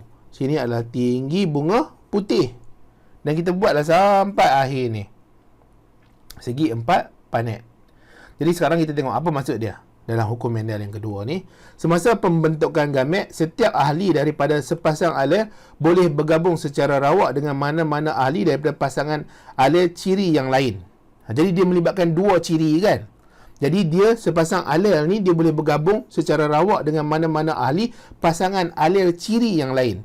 Jadi kita ada sepasang alel yang ini, kita ada sepasang alel yang ini. Jadi alel yang ini nanti dia akan jadi bersendirian daripada keadaan dia diploid jadi haploid. Yang ini dia boleh berpasangan dengan yang ini ataupun dengan yang ini. Dia tak boleh berpasangan dengan yang ini sebab dia pasangan alel yang sama ciri. Tak boleh. Jadi yang ini dia boleh berpasangan dengan yang ini ataupun dengan yang ini. Tapi dia tak boleh berpasangan dengan dua-dua yang sama. Dia sebab dia sepasang alel yang sama. Sekali lagi cikgu baca. Semasa pembentukan gamet, setiap ahli daripada sepasang alel, setiap ahli, satu daripada ahli itu, mana-mana lah kiri ke kanan, boleh bergabung secara rawak dengan mana-mana ahli daripada pasangan alel ciri yang lain. Kita ada dua ciri di sini, iaitu tinggi dengan bunga ungu. Okey. Hopefully kamu boleh faham lah ya. Kemudian kita akan masuk kumpulan darah. Untuk kumpulan darah ni kita ada dua jenis. Dia sebenarnya ada banyak jenis ya. Kalau tak salah cikgu lebih daripada 40 kumpulan tentang kumpulan darah ni. Pening kalau nak belajar 40 lebih kan. Siapa yang belajar expert tentang darah ni mungkin dia kena belajar semualah. Kalau tak salah cikgu lah lebih banyak lah kumpulan darah ni. Tapi yang kamu nak kena tahu ada dua saja, iaitu kumpulan darah ABO dengan faktor rhesus. Okey, ada dua sini. Kumpulan darah ABO, faktor rhesus. Cikgu tak nak terang lah, yang ini banyak ni dah terang pada bab 10 pengangkutan. Jadi boleh tengok lah video tu ya.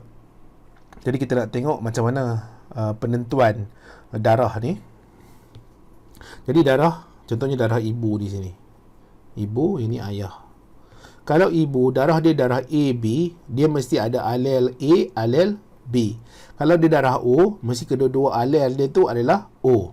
Kalau darah B, dia kemungkinan alel dia adalah IB, IO, ataupun dia boleh juga jadi IB, IB. Ni alel lah. Okey, alel. Dia ada kebarangkalian dia macam tu. Kalau untuk darah O, darah A, dia boleh kebarangkalian dia adalah IA, IO, IA, IA. Jadi dia boleh dalam keadaan macam tu. Jadi sekarang ni kita tengok kepada macam mana kacukan ni. Nampak cikgu buat memang mudah. Nanti bila kamu dapat soalan, nanti kamu pening kepala. Kenapalah pula macam ni kan? Sebab tu kadang-kadang teknik menjawab soalan tu penting jugalah untuk kita go through satu persatu. Jadi di sini ni akan berlaku proses meiosis. Okey, jadi kita ada IA, IB. Gamet kena bulat. Kemudian sini IO, IO. Cikgu dulu waktu belajar dulu, kalau kita nampak dia sama, okey, nampak dia sama, kita bos sekali saja.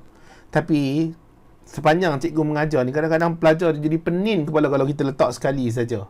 Dia betul dia tanya mana pergi yang ini. Jadi cikgu kata tak payahlah. Cikgu buatlah dua-dua. Okey. Kena bulatkan sebab dia gamet. Lepas tu kita boleh tak kita kacuk antara yang ini dengan yang ini? Yang ni, kacuk yang ini dengan yang ini. Tak boleh lah, sebab ibu ni hasilkan ovum. Ovum takkan nak kacuk dengan ovum. Nak jadi apa kan? Persenyawaan tu mana boleh antara ovum dengan ovum. Dia mesti ke sebelah sana.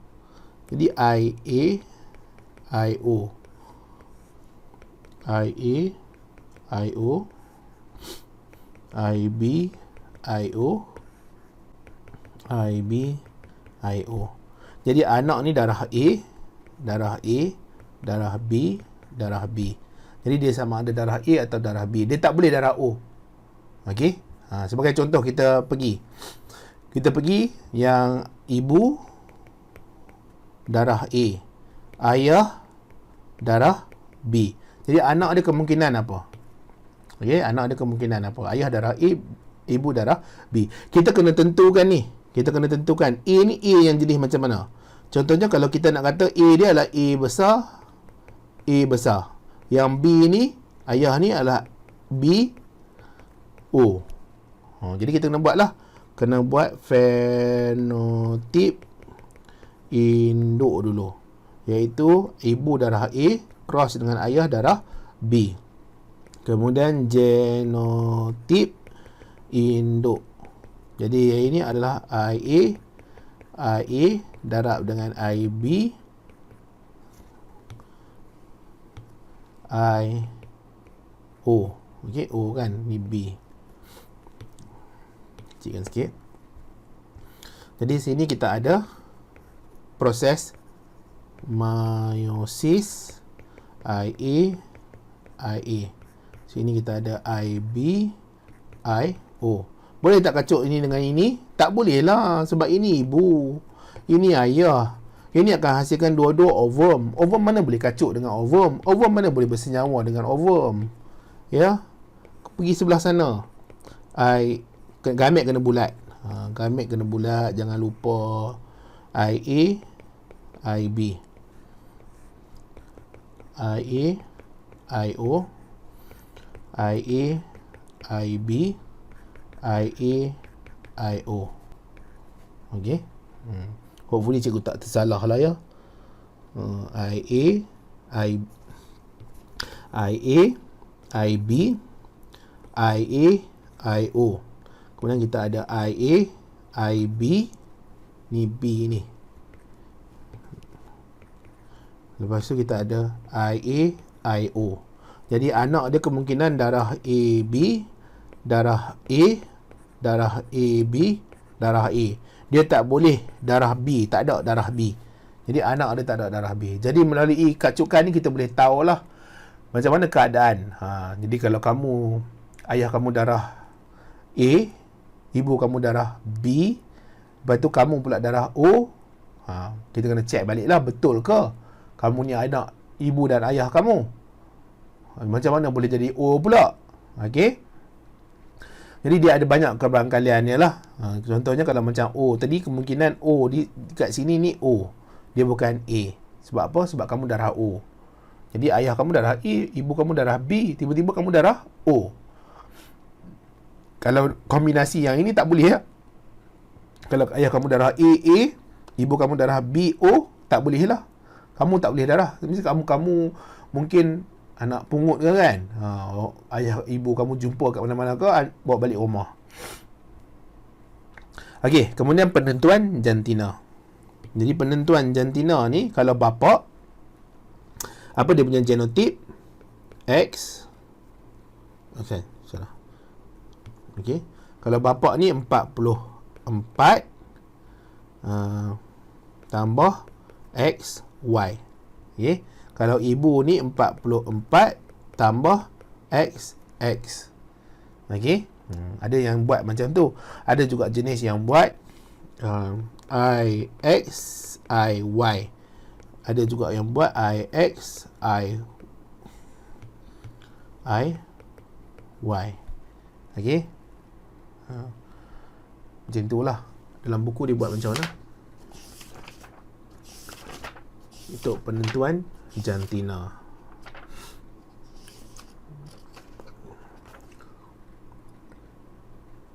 Dia buat yang atas tu. Jadi kita ikut yang dia lah. Jadi bila hasil sperma ni dia akan tinggal separuh. Jadi bila tinggal separuh, kita bahagi 2 lah, sama ada 22 tambah X ataupun 22 tambah Y. Sebab apa? Sebab yang ni 22 kita bahagi 2 lah. Yang ini sama ada dia bawa X ataupun dia bawa Y. Sebab sepasang alir tu hanya satu saja yang diwariskan kepada gamet.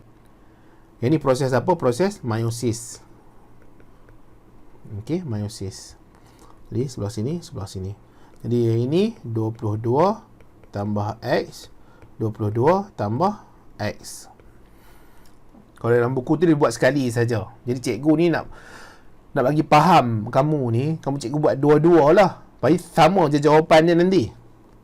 Okey, kemudian akan berlaku apa? Persenyawaan. Yang ini akan cross dengan sini. Dia jadi 44. Dia terlebih pula dah. Okey. Terlebih apa? Terlebih ni sangat. Gamet dekat sini. Gamet dekat sini.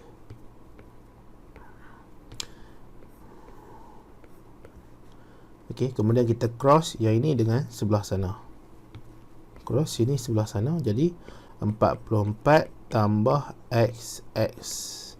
Sini sebelah sini 44 tambah XX. Sini 44 tambah XY. Sini dengan sini 44 tambah XY. Okey. Jadi kita ada keadaan macam itulah. Jadi jantina anak ni, dia ni adalah perempuan, yang ni adalah perempuan, yang ni adalah lelaki, yang ni adalah lelaki. Kemudian kalau kita buat nisbah fenotip, kita ada perempuan, lelaki. Perempuan ada berapa? Ada 2. Lelaki ada berapa? Ada 2. Jadi kita boleh mudahkan nisbah ni 1 nisbah 1. Sama macam dalam buku teks muka surat 247. Okey. Kemudian kita ada pewarisan terangkai seks. Jadi kita baca dululah. Pewarisan terangkai seks ni pewarisan jin yang terdapat pada kromosom seks. Kromosom seks ni adalah pasangan yang ke-23 ataupun 44 dan 46. Okey. Bilangan kromosom yang 44 atau 46. Kita ada 2 jenis penyakit dalam silibus kamu ni. Yang pertama adalah hemofilia, yang kedua adalah buta warna. Hemofilia ni darah gagal membeku, kurang faktor pembekuan disebabkan jin resesif pada kromosom X. Okey, jin resesif pada kromosom X. Jadi kalau kamu ingat lagi, untuk penentuan jantina dia XY kan. Jadi dia dekat sini. Okey. Kemudian untuk buta warna ni, jin resesif pada kromosom X juga. Tak dapat beza warna hijau, kuning, jingga, merah. Jadi tak susah sangatlah. Tapi dia melibatkan kromosom seks tu, yang X dengan Y tadi. X dengan Y tadi. Jadi kita guna contoh untuk hemofilia ya. Jadi hemofilia ni muka surat 249. Jadi bapa dia normal, ibu dia pembawa. Jadi kalau bapa dia normal apa macam mana? Dia punya keadaan X, Y. Jadi normal dia mestilah hemofilia jin resesif kan? Jin resesif. Jadi maksudnya dia huruf besar. Huruf besar sebab apa? Sebab dia normal. Jadi dia pada kromosom X. Pada kromosom X kat sini. Cikgu besarkan sikit lah. Doa mesej pagi-pagi ni. Okay, dia ada pada kromosom X. Jadi daripada kromosom X dekat sini, dia normal huruf besar. Y ni tak ada. Y jangan letak apa-apa. Okay, Y jangan letak apa-apa sebab dia melibatkan kromosom X. Kita tak cerita tentang penyakit lain, kemungkinan ada pada Y. Yang kita cerita sekarang ni ada pada X. Jadi normal dia mesti huruf besar. Sebab apa? Yang bawa penyakit tu adalah resesif. Resesif tu mesti huruf kecil lah, H tu. Kemudian ibu ni adalah pembawa. Jadi ibu dia perempuan, dia mesti X dan X. Jadi dia pembawa, dia ada satu normal, satu gene resesif. Sebab apa? Sebab dia bawa, dia carry. Dia tak kena penyakit hemofilia ni. Dia tak kena sebab dia bawa saja, sebab dia ada yang dominan ni. Jadi apa genotip dia? Untuk bapa H, Y. Untuk ibu H besar, H kecil. Kemudian untuk gamet macam mana? Dia akan berlaku proses meiosis.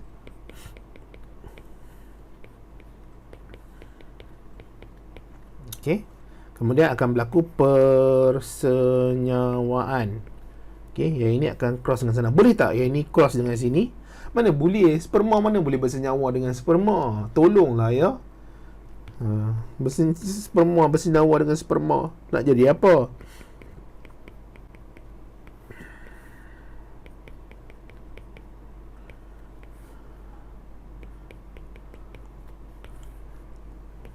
Lalu kita akan tulis X dulu ya. Jadi anak ni dia sihat lah. Okey, yang ni pembawa. Sebab apa? Sebab dia ada X besar dia. Yang ni sihat. Yang ni dia sakit. Sakit hemofilia, penghidap hemofilia. Ni lelaki. Yang ni lelaki yang sihat. Okey, yang ni pembawa, perempuan. Yang ni sihat, perempuan. Jadi itu adalah untuk hemofilia. Yang untuk buta warna tu lebih kurang lah. Okey. Lepas tu kita pergi kepada penyakit pewarisan thalassemia. Jadi thalassemia ni dia bukan tentang jin terangkai seks, ataupun kat dalam buku teks ni tulis ciri terangkai seks. Okey, ciri terangkai seks. Tapi untuk yang ini dia bukan. Dia tak melibatkan pada kromosom seks. Kemudian hemoglobin abnormal. Dua bentuk. Dia ada thalassemia minor, thalassemia major. Thalassemia minor ni pembawa dia sihat, setengah ni akan anemia ringan, kurang darah merah lah. Thalassemia major ni dia ada anemia yang teruk, kanak-kanak penghidap, pucat, tidak lena tidur, hilang selera makan dan muntah. Jadi rawatan dia kena ada sentiasa pemindahan darah, pindah sumsum tulang. Jadi kita boleh terus pergi. Jadi untuk thalassemia ni dia adalah melibatkan apa? Autosom. Dia melibatkan autosom. Autosom dia bukan seks kromosom lah. Okey. Dia kekurangan pada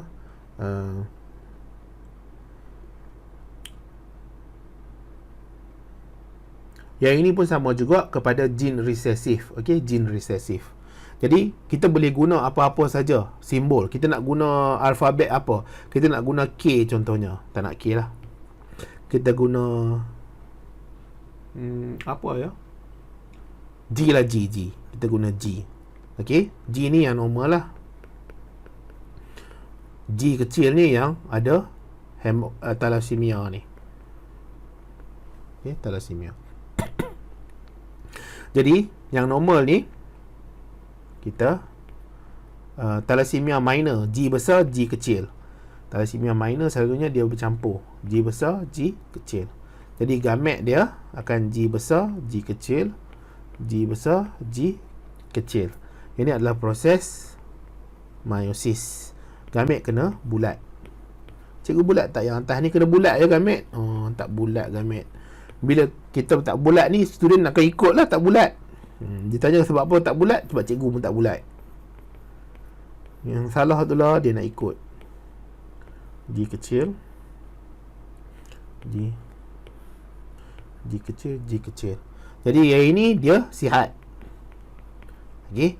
Yang ini dia pembawa. Dia boleh lelaki perempuan, boleh pembawa. Yang ini dia pembawa. Yang ni dia sakit lah, dia penghidap. Jadi itu untuk penyakit pewarisan thalassemia. Dia berbeza sikit dengan buku kamu tu, dia guna dia guna kotak tu. Cikgu pun tak tahu kenapa dia guna kotak. Guna je lah alfabet ni kan. Cikgu belajar dulu pun semua guna alfabet, tak guna kotak-kotak ni. Jadi kita dah habis lah tajuk untuk pewarisan. Hopefully kamu boleh faham dan boleh jawablah soalan-soalan yang melibatkan pewarisan. Dia soalan pewarisan ni memang agak terkenal ya, untuk masuk kertas 1 dan kertas 2. Dan seterusnya kita akan masuk nanti bab yang ke-12, variasi. Di variasi ni tak banyak lah, sedikit saja. Hopefully boleh terang kepada kamu lah, dan kamu boleh faham.